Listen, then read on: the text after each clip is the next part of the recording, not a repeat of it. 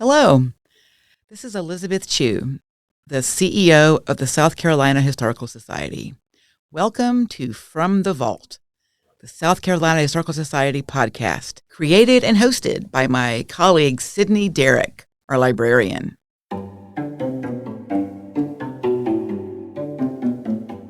This podcast will demystify archives. I am passionate about convincing people that archives are not in any way boring. They are, in fact, incredibly interesting. Who doesn't like to read stories about other people?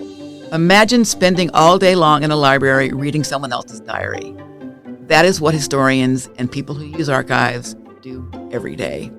From the Vault, we'll be telling stories of all South Carolinians from the perspective of the many fascinating items in our large and important archival collections. Hello there, and I'm Sydney Derrick, librarian here at the South Carolina Historical Society. I'm so excited because we have a bonus episode this month for you because it's Halloween, so we had to do a spooky story. There are so many South Carolina ghost stories that I looked through to try and choose a few to read here, but I ultimately decided to read just one. And that's because I came across a story in our pamphlet collection that was so filled with creepiness, it was reminiscent of Edgar Allan Poe. And the story is actually a mystery in and of itself. It's called Goose Creek Church, a morbid tale.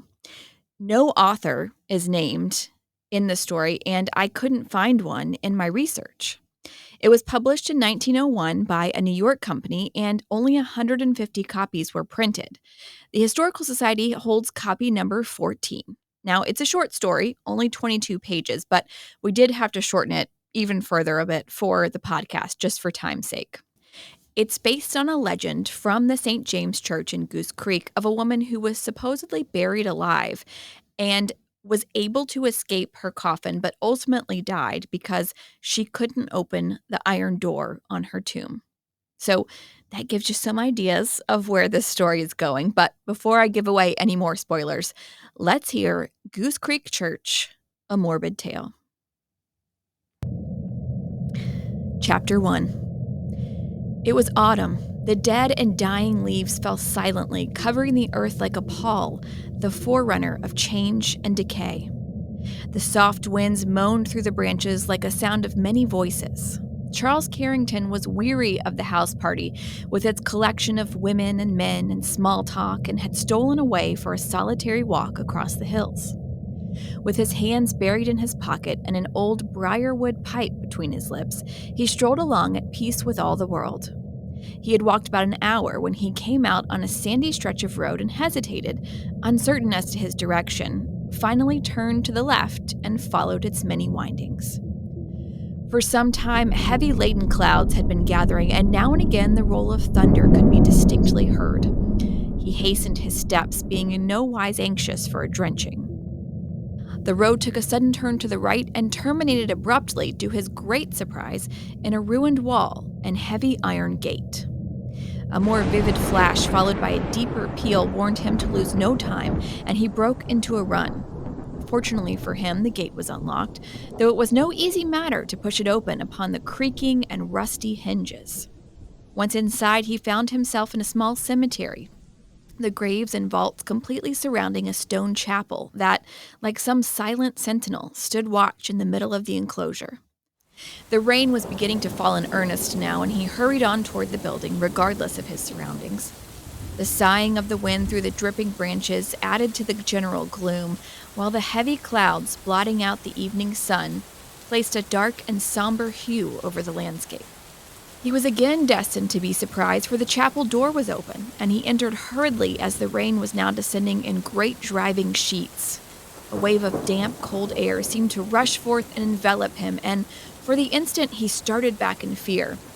Then he laughed softly at his childishness and went on. Age and decay was here also.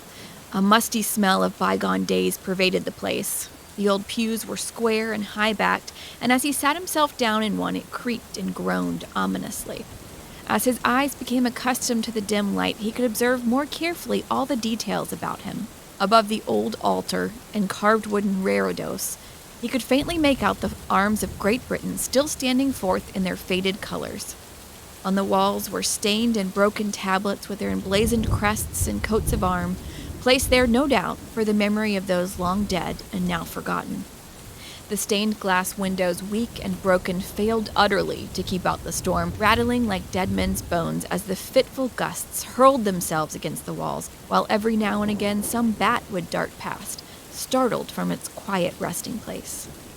Surely, mused Carrington, of all places, this is the most unpleasant. The entire atmosphere is so uncanny that I believe a soaking would have been preferable. A series of vivid lightning flashes lit up the entire building. Carrington sprang from his seat. His limbs were trembling, with great beads of sweat stood out upon his forehead. A frightful fear had taken possession of him. He tried to cry aloud, but from his parched throat there came no sound. What was it, an idea? He did not know, he could not tell, merely that awful certainty that he was not alone. In vain he tried to overcome the fear, to steady his unstrung nerves.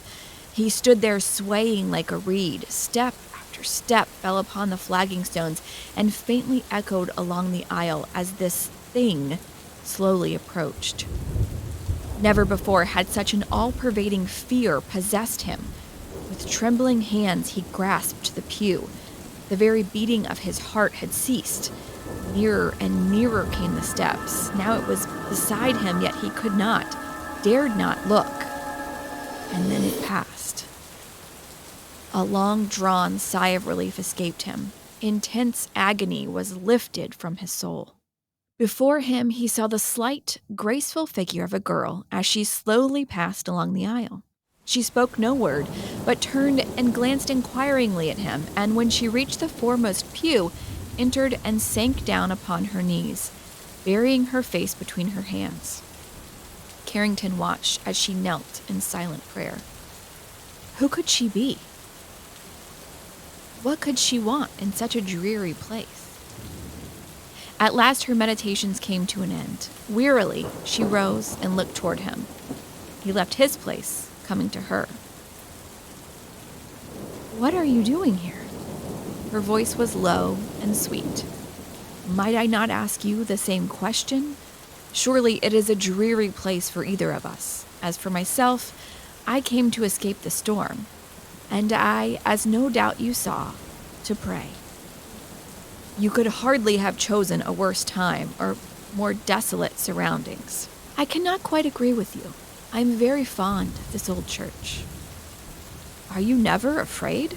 She laughed softly. What foolish questions you ask. Why should I be? She sat down, making room for Carrington beside her. To tell the truth, Miss... He hesitated. Coleman, she prompted, smiling. Miss Coleman, he continued. I never in all my life have been so frightened.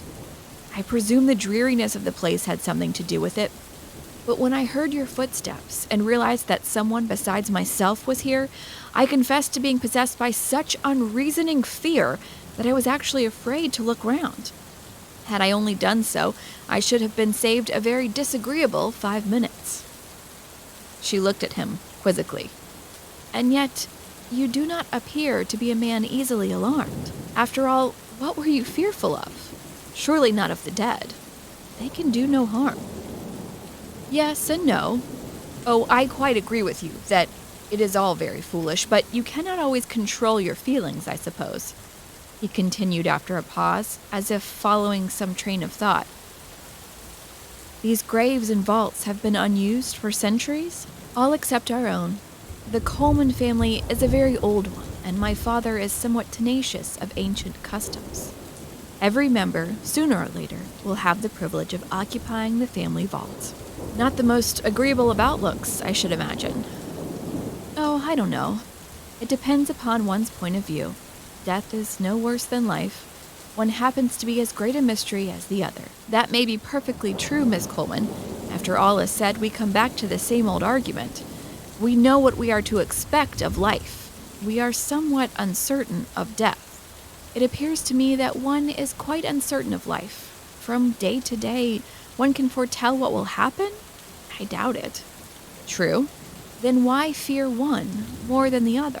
I fancy you have the best of the argument. Doubtless, however, it is owing to the way we are brought up. You know, death is always painted in rather gruesome colors. Yes, but it is utterly foolish. Death is but a long sleep where the cares and troubles and trials of life are forever blotted out. So you do not believe in a hereafter? No. What, may I ask, is the possible use of life if it is only to end in a deep sleep? Is everything that man has accomplished to go for nothing? Of course not. What he succeeds in doing helps his fellow man. But I see you are not convinced. Do not think me sacrilegious when I say that God alone knows and he is content to keep silent. Well, so far no one has come back from the grave to tell us aught. Please forgive me. It is getting late and I must be going. I believe I told you that my name is Edith Coleman, but I do not think you mentioned yours. Charles Carrington. I would ask you to see me home did I not live so near and were there not good reasons. And may I see you again? If you care to. I'm sorry, however, that I could not ask you to my father's house, but it is impossible. And where, then, am I likely to find you? I come here every day at about this time. Again, goodbye. At dinner that same evening, several of the guests twitted Carrington upon his solitary walk. He only laughed good-naturedly, remarking that his adventures consisted principally in a thunderstorm and an old church in which he had taken refuge. Why, surely that must have been the Goose Creek Church, broke in his hostess. It is quite a historical bit, dating back somewhere about 1670. Did you notice the arms of England over the altar? That is something hard to find in America today. Carrington remained silent. He was weighing in his mind whether or not to speak of Miss Coleman. At last he hazarded this question. Is your plantation, Mrs. Wheeler, the nearest one to this church? Oh, no. The Coleman homestead adjoins it. I believe Mr. Coleman still keeps up a certain interest, although the chapel is falling into utter decay. It really is a shame that all of us do not club together and put it into some sort of repair, though, to my mind, it is one of the dreariest spots around here, and for that reason I keep away. Carrington was not quite sure whether he agreed with her or not, but he kept silent all the same. Chapter 2. Each following day, at about the same time in the afternoon, Carrington managed on one pretext or another to absent himself. Had anyone taken the trouble to watch our young friend, which in all probability no one did, they would have seen that his steps turned always in the direction of the Goose Creek Church.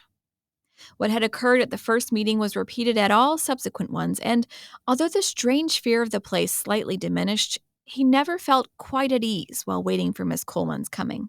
During these few days, he had come to know her extremely well. There was a certain freedom and unconventionality about it all.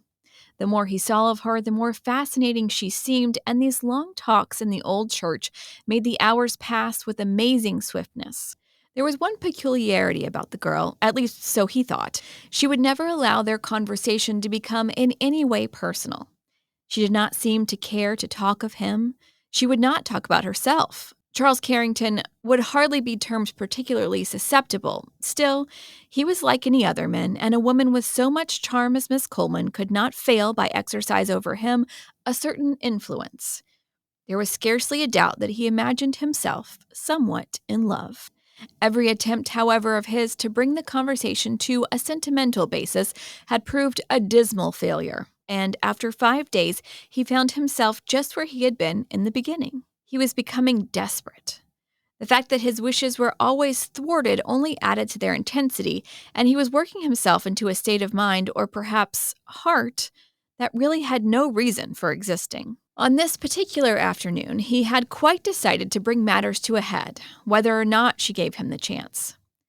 Not that he wished exactly to ask her to be his wife, that might be considered a trifle sudden, and was, after all, not what he wanted. He really was not altogether certain that he was in love. It might turn out to be a pleasant summer's dream. The entire situation amused him. For some time, at least, he knew this would be their last meeting. The party at the Pines broke up the following day, and he had no possible excuse for remaining longer. He looked at his watch. He was already late, and when at last he reached the church, he found her waiting. She smiled at him sweetly, perhaps more sweetly than was absolutely necessary, so he thought, as he sat down beside her in the high-backed pew. "You are late." "Ah, I see already," she said. "You are tiring of my society. Strange the world has not changed, and men are as they always have been." Carrington protested. "I was only joking," she went on. "Of course, I know you must have many engagements and other interests. Indeed, it is very good of you to waste the time you do and come to this dreary spot merely to amuse me. I was in hopes it might be more than just amuse." She put up her finger warningly. "We are getting on dangerous ground. I absolutely forbid any insinuations of that kind." Her voice sounded half grave and half mocking. "Then I will not insinuate, but speak plainly. No, you must do as I request. We are very good friends, and that is quite sufficient. Why spoil a pleasant situation? Besides, you may regret it. But sometimes one is forced to speak." She became grave at once. "Mr. Carrington, you will not be offended if I put things plainly to you?" "Certainly not." "Then let me tell you the truth, and if I am wrong, correct me. We met by the merest of chances. It was through no fault of mine, and frankly, I am more than sorry that we did." Carrington winced. "In saying this, I do not intend to be rude. It was certainly very pleasant to see you, for mine is a rather dreary life. We became friends and continued so until you discovered that I had every intention of remaining merely on that footing. A little sentiment between a man and a woman can hardly be termed a grievous sin. Still, as far as we were concerned, I did not wish it, and I had my reasons. Manlike, you desired that most which you could not obtain. Remember, it is hardly a week since we have known each other, and no doubt you have argued yourself into a belief that for me you have a genuine affection. Now do not protest, but listen. In your heart of hearts, you know you care nothing." Whatever he may have thought or believed, he refused to allow such thoughts and beliefs to govern him now. He might not exactly be in love, but for the moment at least, he considered himself perilously near it. "No, I swear to you, you are wrong." "I cannot tell you, Mr. Carrington, how you disappoint me. Professions of love are so cheap. Friendship is so rare. I was in hopes we might remain friends, for if not that, then we can be nothing." The man seemed as one possessed. Perhaps it was her beauty and charm, perhaps merely the workings of his own imagination that had bewitched him. "Edith, can you not see? Can you not understand? I love you." He knew when he uttered the words that he lied. She seemed to read his innermost thoughts, and as she watched him, he could not prevent the telltale blood from mounting to his face. "It seems a pity you could not leave well enough alone." She spoke in a low voice, but it seemed to add force to her words. "But all men are alike. They protest, and there is the end to it. Do you care to know what true love is? Then listen. You say that you love me. We will grant that it is so. What is that, me? My soul, my mind, my very self? No. That me to you is the form of a woman. Her face is fair and round, her skin is white and smooth, her hair is soft, her lips are red, her teeth are white. The curves of her figure show in graceful lines.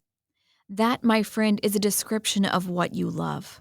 There is no need to heart or soul, no need for that head, if only pretty, to contain one atom of brain, and you call that love. Would your love outlive the fires of youth when the finger of time had placed its seal of age and decay? Would it endure when health and strength and beauty had gone? Is it strong enough for that? No. Man's love is like a fragile flower. At the first cold blast it droops, then fades and dies. The intensity of her words startled him, but he could not draw back now. "Put me to any test, Edith," he cried, taking her unresisting hand and looking longingly into her face. "I will love you in spite of everything." She laughed her low, sweet laugh.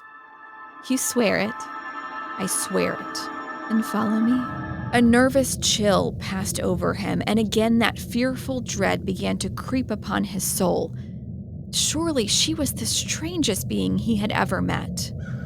He followed her along the aisle, and together they passed out into the chill air. The autumn afternoon was nearly spent. The wind blew the fallen leaves in little eddies. The ground was damp and sodden. In silence they walked, threading their way between dilapidated graves. About them was the silence of the dead. "Where are you going?" he queried irritably. "Wait, and you will soon see, and remember your promise." "Oh, never fear, I will remember it." And he laughed, but it sounded hollow and unreal. At length they stopped before a vault. It was in better repair than the others, being built of heavy blocks of granite, now almost covered with lichen and mold. The nail-studded door looked rickety and insecure. Carved deep in the stone above the entrance was the name Coleman. And who... But Carrington never finished that sentence. He looked round to address his companion, but she was gone. Again, that fearful fear possessed him. Again, he would have cried aloud, but the sounds died in his throat. Hopelessly, he gazed about him as one in a trance. All around was deathlike and still. He called her name. A faint, distant echo was the only answer. Again and again he called. My God, what had become of her? What can it mean? Is it a trick? Yes, of course it is a trick. Why did I not think of that before? And he laughed hysterically. There is some other entrance to this place, and she knew of it. What a perfect ass I have been, but by heaven, she has given me a fright. I will find her, though, even if I have to break it open.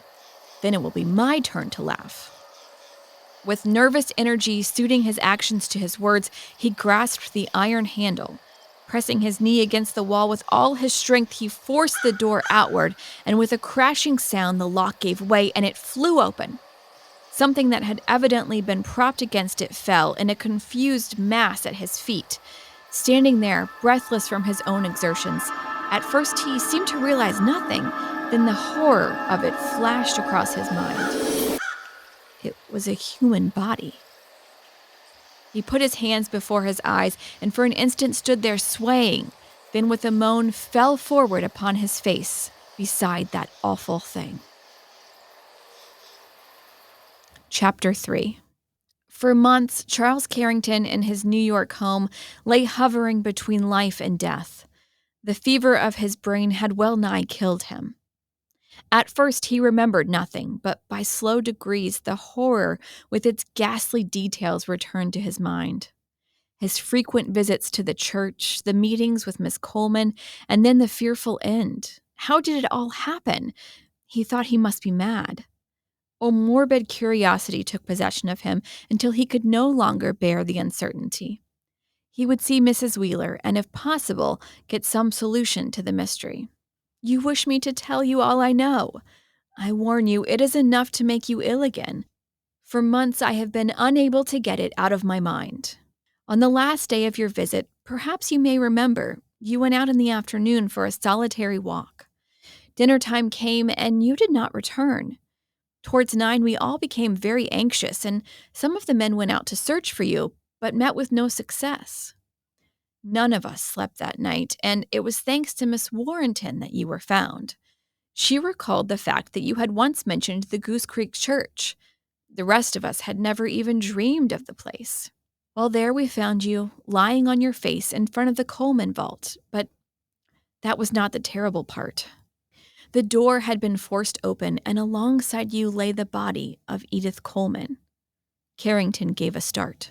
The body was in a horrible state of decomposition, so the men said. Of course, after bringing you home, they went back at once to carefully investigate the matter, and this is what they found. The rest can only be conjecture.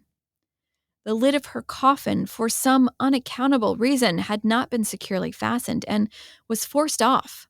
The lining was frightfully torn, as if there had been a terrific struggle. Her body must have been leaning up against the vault door, otherwise when it was broken open, it would not have fallen out. And who was Edith Coleman? She was the eldest daughter of Mr. James Coleman, who was our nearest neighbor. Some months ago she died and was buried in the family vault. Her father was deeply grieved over her death, as she was his favorite child, and right after the funeral, he closed his house and went to Europe. Now here is the frightful part, and it makes me shudder even to think about it. Though it is only a theory, the facts seem to bear it out beyond a doubt. I was at the funeral, and the lifelike look of Edith even then was commented upon. The upper part of the coffin lid was off so that those present might have a last look at the girl. I remember now wondering at the time if she were really dead, and how awful being buried alive would be. Of course, not for one instant did I imagine that such a thing could happen, but you know how queer thoughts will sometimes intrude themselves. Now, bearing this in mind, and in light of the subsequent events, it seems as if there could be no other explanation than that she was still alive when the coffin was placed in the vault. By some oversight, the lid could not have been securely put on, for this was found off. The torn lining and the plain marks of fingernails showed conclusively that there had been an awful struggle for breath and life. It would appear that the girl had strength to force the lid, to drag herself as far as the door of the vault, and there on her knees before it her strength had given out, and she had died. It is almost too horrible for words. To think of the agony that poor creature must have suffered when she found that her almost superhuman efforts were in vain, that she was barred in and she had to die. But what is the matter? You look ill. Oh, nothing. Might I trouble you for some brandy? I am still weak from my illness, and your story is ghastly indeed. May I ask you one more question? What sort of looking girl was Edith Coleman? Tall and slight, with a most graceful figure, blue eyes and golden hair, and was considered very beautiful. She was also one of the most charming girls I ever met. Carrington rose. I must be going, he said, for I am still feeling far from strong.